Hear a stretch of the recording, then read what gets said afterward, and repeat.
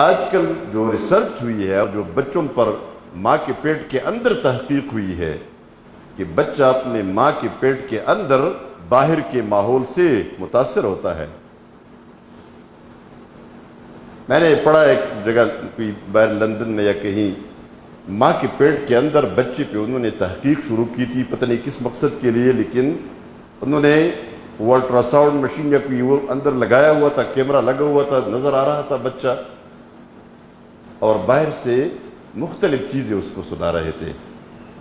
تو بچے کو میوزک سنائی تو اس کی حرکتیں کچھ اور ہو گئی. بچے کو کوئی ڈول بازی سنائے، اس کی کیفیت اور ہو گئی. پھر بچے کو قرآن سنایا، تلاوت لگائی، کہتے ہیں بچے کو ایسا سکون آ گیا جیسے ماں کی گود میں بچے کو سکون آتا ہے. یہ بچہ باہر کے ماحول سے متاثر ہوتا ہے. اب آپ دیکھیں، ماں باپ کی ذمہ داری، بنیادی ذمہ داری، سب سے بڑھ کر جو بچے کا نطفہ تیار ہوتا ہے، جس مادہ سے بچہ پیدا ہوتا ہے، وہ آپ نے کیسے تیار کیا، وہ آپ کی ڈیوٹی ہے. وہ آپ نے حلال سے تیار کیا یا حرام سے تیار کیا؟ آپ حلال کھا رہے ہیں، آپ اپنے بیوی کو حلال کھلا رہے ہیں. اگر آپ حلال کھا رہے ہیں اور حلال کھلا رہے ہیں تو وہ مادہ جس سے بچے نے بننا ہے اور بچے نے پیدا ہونا ہے، وہ مادہ حلال سے تیار ہو گیا. بچے کو ماں کے رحم کے اندر جو رزق ملتا ہے، وہ رزق وہی آپ کا جو کھانا پینا ہوتا ہے اسی سے ملتا ہے، اسی سے تیار ہوتا ہے.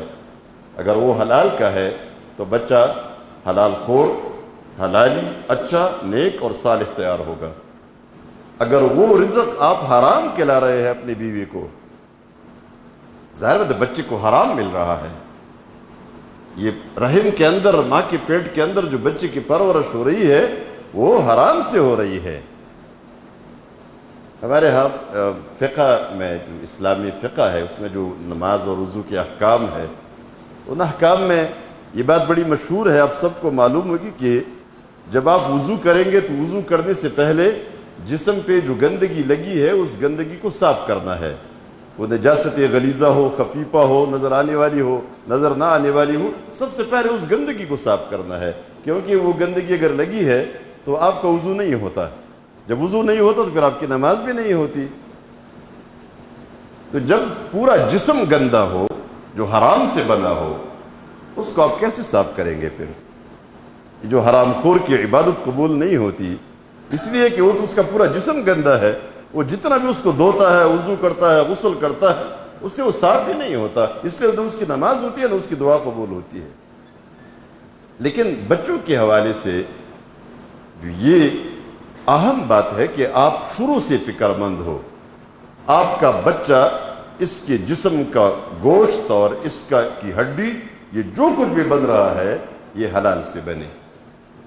اس میں اگر آپ کامیاب ہو گئے، ہم سب سے پہلے میں مخاطب ہوں، ہم سب اگر اس میں کامیاب ہو جاتے ہیں، پھر آپ بے فکر ہو جائے، آپ کو کوئی غم نہیں ہونا چاہیے.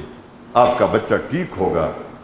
آپ کا بچہ جس فطرت کو لے کر پیدا ہوا ہے اسی فطرت کے مطابق اس کی زندگی گزرے گی. لا الہ الا اللہ، لا الہ